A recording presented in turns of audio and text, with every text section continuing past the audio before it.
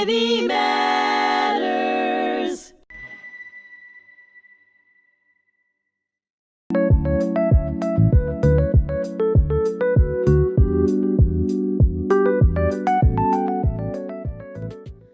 Hello, and thank you for joining us today.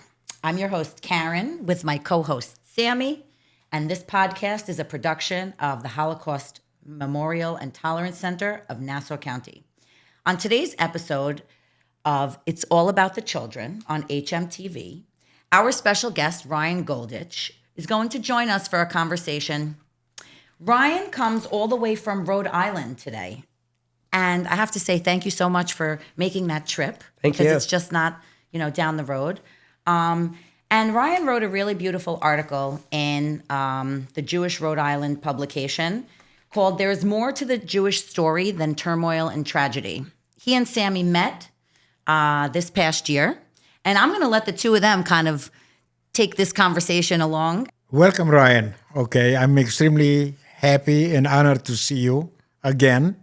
By the way, what does this head remind you of? It reminds me of our time together on the March of the Living. Okay, and there is something here that says, here, what does it say? Rhode Island. That's where I'm Rhode from. Island. So, okay, we had a lot of young people. Okay, I have only two questions, and then I will leave it to Carin to ask you more because I know something about you. She does not. The first question is, most of the young people that go on the March of the Living are 11th and 12th graders. You are only 16. I am. How were you able to join us at that young age, not being in 11th grade? The second question is, what have you learned and how did it impact you? Being on the March of the Living, from your perspective, why do you feel that every young person should go on the March of the Living? The second question is, you are the type of a person that impressed me because you will be unquestionably in my mind one of the foremost leaders of this country. I don't know if you want to become a diplomat because you're very, how shall I say, good in communicating. But at the same time, I want to know you are very much involved in our political scene. I know what you're doing. You will tell me about yourself. I don't want to give out a secret. But my question is, how does it affect you in schools? Where are you going? Are you suffering from harassment, bigotry, things like that? And how do you deal with it? And to give, from your perspective, advice to young people, okay, of your age.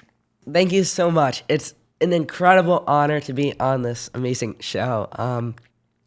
I know you spoke highly of it during the March of the Living, and you extended the offer to be on it, and I was just very honored to accept that. My answer for how I went on the March of the Living when I was 16 years old was actually I tried convincing my mother to let me go on the March of the Living since I was in 9th grade. Because I had members of my temple that had gone on it previously, and I love traveling, but I also love learning about history, and I knew that going on the March of the Living was the way I could do so. So I went in my 11th grade year. There were only 2 11th graders on the trip from our delegation. Most of them were from seniors or graduating seniors going into college. And so I'm 16. I skipped a year in school. I skipped in middle school, and it's been a realignment to be among older peers, but it's been for the better in my opinion. And the March of the Living was just such an incredible experience. The interesting part is that although you are only 16, okay, you are actually, okay, you were in the 11th grade. How was that possible? Okay, Yeah. how did you go from ninth grade to 11th grade? Okay. Well, I went through ninth grade, 10th grade, and I just finished 11th grade. I'm going into my senior year of high school next year, and I moved up halfway through 7th grade to 8th grade at my school. Initially, I moved up from math classes, but after realizing that academically I needed to be at a higher place to satisfy my thirst for knowledge, I moved up completely, and it's been an incredible experience. And you did it, if I am correct, without studying. without studying, correct? Wow, that is okay. Absolutely amazing. Thank Very you. good. So I want you to go into the details because I want people to know you. Okay, so I used to be, well, I still am, into STEM. So that includes science, technology, engineering, and mathematics. And that's always been something I envisioned myself going into from an early age. And it's only been until a couple years ago that I started to realign myself. So I love mathematics. I just finished taking the hardest math class at my school, AP Calculus BC. So that class was mostly seniors, and it's a very small class. And I've been taking as much math classes as I can at my high school. So math is just something I love. And I used to want to go into computer science because that was an interest I really had, particularly artificial intelligence. But then over the past couple years, I started to realize that there's a higher calling for me, that there's something bigger that I need to do, because I've been looking at the news. I've been reading a lot of philosophy, a lot of political theory, and I realized that this world is lacking a lot of common sense, and there's a place for me to stand up to that. And so I knew that politics and public policy and that sector was something that was my calling, and that's something I've been working on for the past couple of years. Are you trying to, what I'm saying is your goal, is it to be a diplomat or in a different capacity? Something in that realm. I haven't fully decided. I'm really interested in the intersection of quantitative analysis and government. So doing math and stuff to try to figure out how the government works, how economies work. But I'm also interested in foreign policy. I love traveling, as you know, and something that initially bridges the gap between working in that quantitative realm and then eventually into government, hopefully running for a public office sometime in the future. Very good. So right now, let's go back to my first question about the March of the Living, the impact that it had on you, and why should everybody be part of it? Every young person. Yeah. The March of the Living was a really powerful experience. And I wasn't prepared, to be honest, because I was looking forward to this trip. And then I was packing the night before, and I looked at the schedule, and I was looking at it, and I saw places like Treblinka and Wilpichaw Forest, and I had no clue what that meant. So I looked them up, and I was shocked. And this may sound silly, but for the first time, I realized that this wasn't going to be a fun trip. It was going to be a very sad, powerful, and meaningful trip. And so I've watched Holocaust movies previously. I watched Schindler's List, and it's very meaningful. But I watched that a couple years ago. It wasn't fresh in my mind, and I've had a shocking lack of education about the Holocaust in school. Most of what I've done is on my own, learning about it through my temple, through my community, through my mother, and just when we first landed, I was tired, and we went to Auschwitz, and it really hit me then. Really hit me the depth of what happened, and it brought me a level of understanding that no textbook, no documentary, no history book, no lecture could ever truly provide. The first words I saw when I walked into Auschwitz were, "Those who do not remember the past are condemned to repeat it." And it was such a meaningful experience. I wrote about it at length, and I'd be happy to talk to you about the memorable moments, but you asked me, why should every student go on it? and I think it's that phrase, those who do not remember the past are condemned to repeat it. Because we're seeing that. We're seeing the effects of the past, things that we do not remember, and they come back to bite us. And that's something that's very scary. We see the rise of anti-Semitism online, the rise of anti-Zionism, Jewish identity in the state of Israel becoming a meme online, and people not respecting who we truly are and our history. We see Holocaust deniers. One of the things that when I give presentation and everything else, it's very important to me because people like to make comparisons. Yes. And there is no comparison with the Holocaust. It's a unique moment in history, will never happen again, at least in my opinion, although there are other survivors that will disagree with me. But technology, attitudes were totally different. Yeah. But like you said, learning from it, and all the changes in the world have been accomplished by young people. And you are a perfect example. What my goal is when I give presentations, and this is to all of the young people to become upstanders.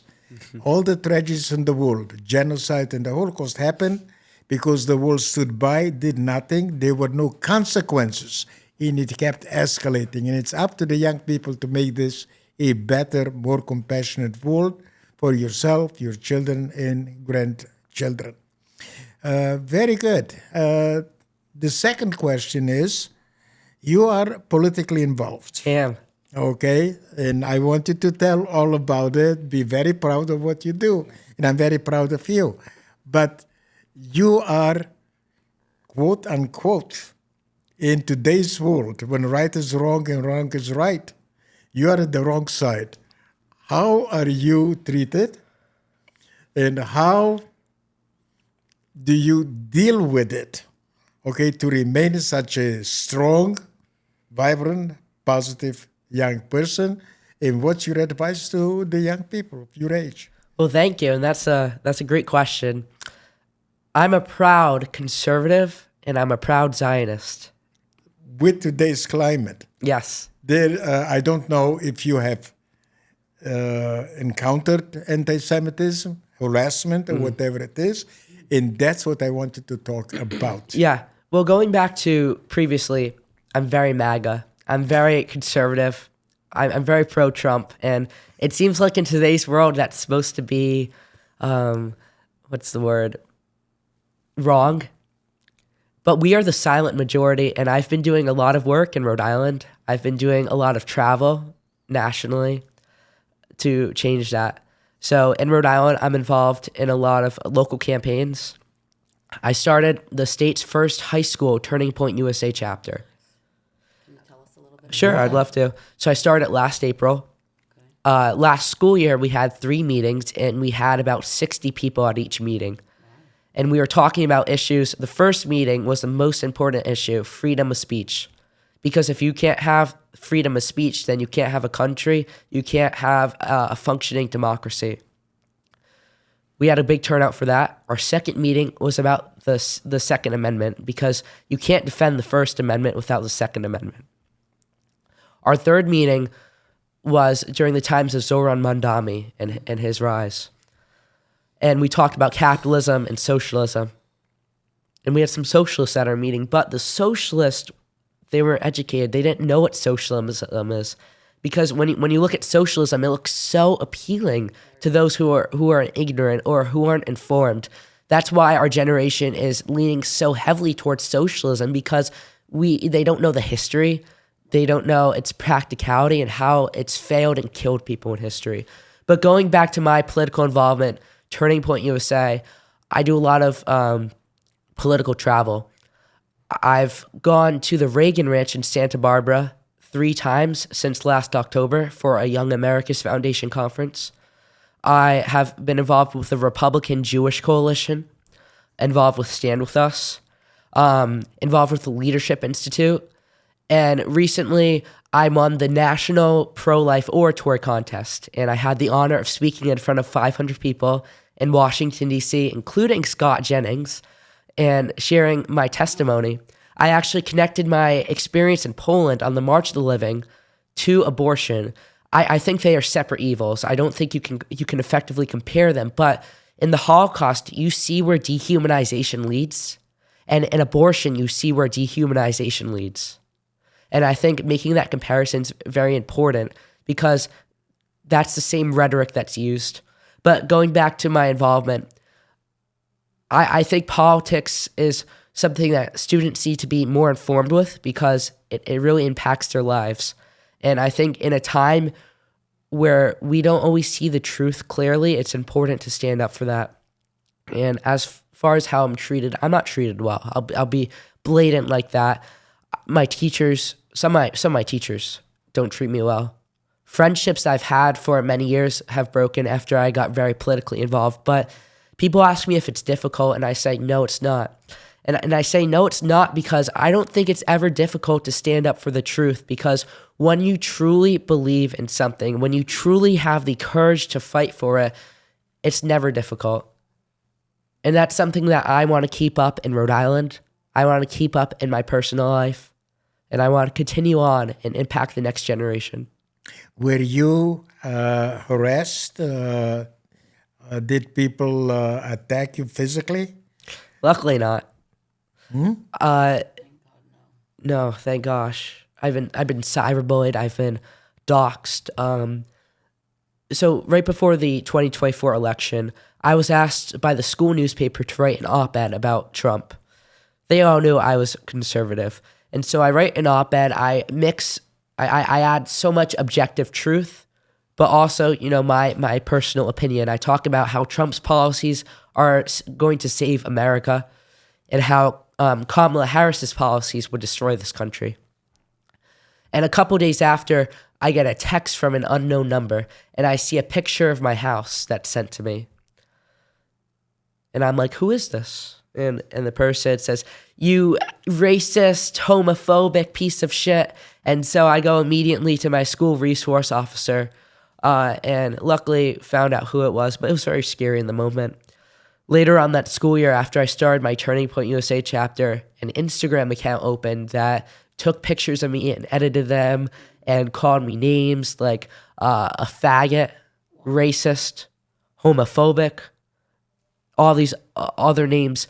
Luckily, it didn't get too much into Judaism, which I was very happy about. It was more focused on attacking me, my MAGA views, but nevertheless, it was very scary in the moment, but it also encouraged me to fight more because I'm never going to back down just because someone tells me I'm doing the wrong thing. My Turning Point USA chapter obviously has gotten a lot of pushback, petitions to shut down my club.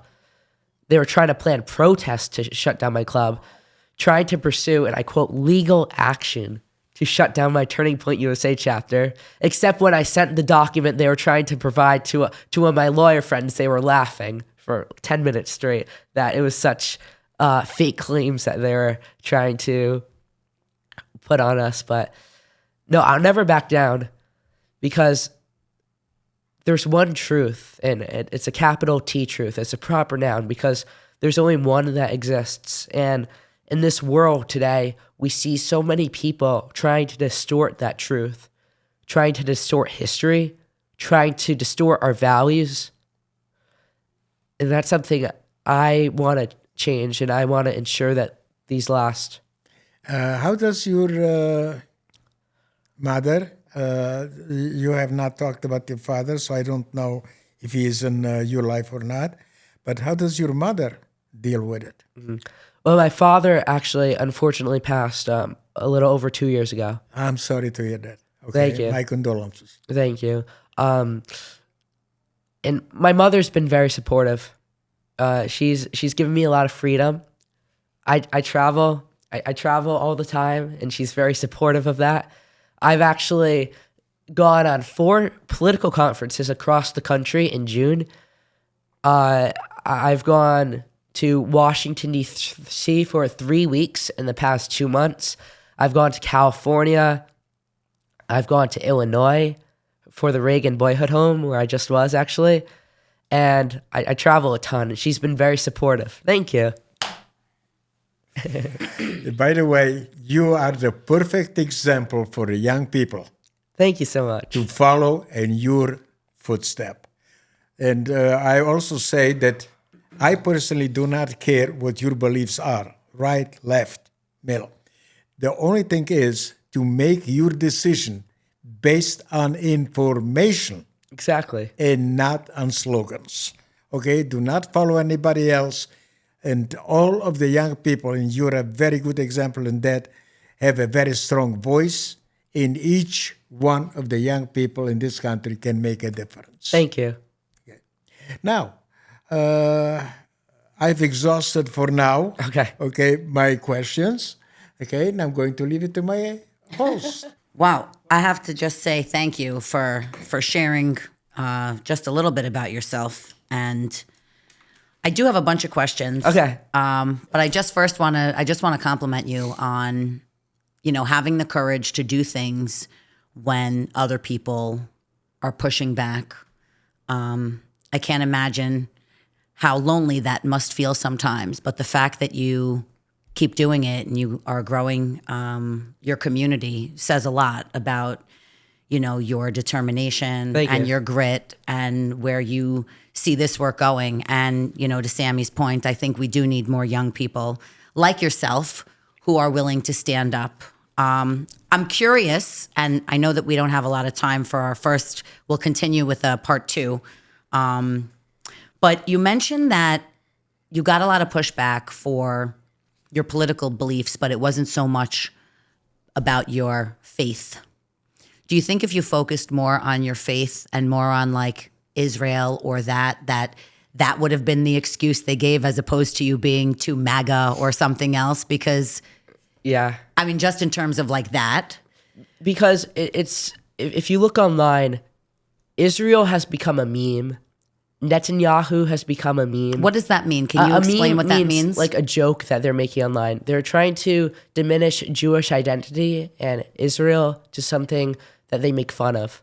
So they tried stereotyping Jews online. They try to blame Israel for every single issue. Or Trump. Mainly Israel, to be honest. Israel. Okay. Because it's gone to the point where if you stub your toe, they'll make a video of it and they say, Netanyahu, why did you just make me stub my toe? Oh, wow.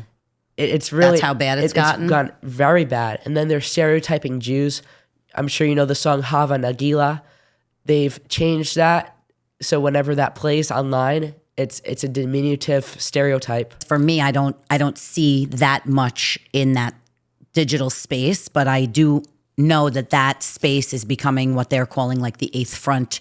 Yes. That we have to kind of combat because a lot of misinformation and one thing that you talked about was history and the truth and facts. So maybe in our part 2, what we'll do is we'll continue by kind of like bringing you back to where you were in Poland, if that's okay. Perfect. And if we can ask you some more questions about your experience there. Of course. Yeah. All right. Do you want to say anything, Sammy, before we sign off for our first episode? Yes. Before we finish this particular segment, I just want to say one thing. And Ryan exemplifies my statement that we cannot change a person.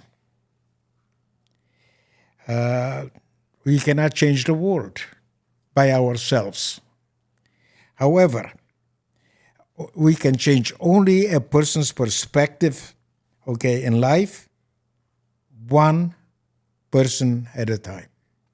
And you are a very good example in the fact that you are so much involved. And the reason that I wanted you to bring here, besides of your involvement and what you do, is because you can speak to the young people from a perspective that we cannot really express it. Now, Carin, for instance, is a teacher. She's also an educator. But she does not see or understand the things, that you see and that you go through. So, for now... Thank you for tuning into this episode of It's All About the Children. And we're going to be back with part 2 in just a moment.